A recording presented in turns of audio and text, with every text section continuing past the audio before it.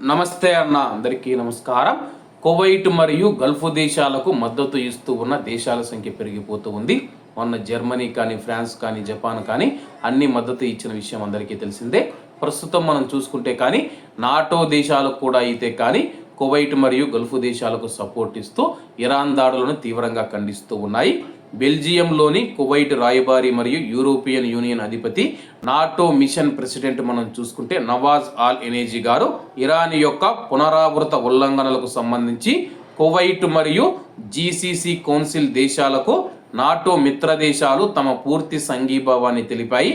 ప్రాంతీయ మరియు అంతర్జాతీయ భద్రత స్థిరత్వానికి ముప్పు కలిగించే ఈ చర్యలపైన నాటో పూర్తిగా ఖండించిందని చెప్పేసి ఇరాన్ ఈ ఉల్లంఘనలను వెంటనే నిలిపివేయాలని చెప్పి నాటో దేశాలు డిమాండ్ చేశాయి. ఇస్తాంబుల్ కోఆపరేటివ్ ఇనిషియేటివ్ దేశాల రాయబారులతో నాటో నిర్వహించిన సమావేశంలో ఇది జరిగిందని చెప్పేసి కువైట్ మరియు గల్ఫ్ దేశాలపైన ఇరాన్ చేస్తూ ఉన్న దాడుల గురించి చర్చించడానికి ఈ సమావేశం నిర్వహించడం జరిగిందనమాట.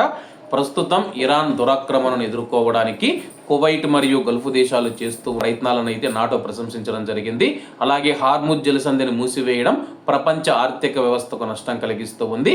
కాబట్టి ఇరాన్ తన యొక్క దాడులను ఆపివేయాలని చెప్పి నాటో దేశాలు తెలుపుతూ ఉన్నాయి. మరోవైపు హార్ముజ్ జలసంధిని రక్షించాలని చెప్పేసి అమెరికా అధ్యక్షుడు డొనాల్డ్ ట్రంప్ గారు మనం చూసుకుంటే కానీ నాటో దేశాలను అయితే కోరడం జరిగింది అనమాట. కోరిన తర్వాత నాటో దేశాలు నిరాకరించడం జరిగింది. అలాగే అమెరికాకు హార్ముజ్ జలసంధికి ఎటువంటి సంబంధం లేదు.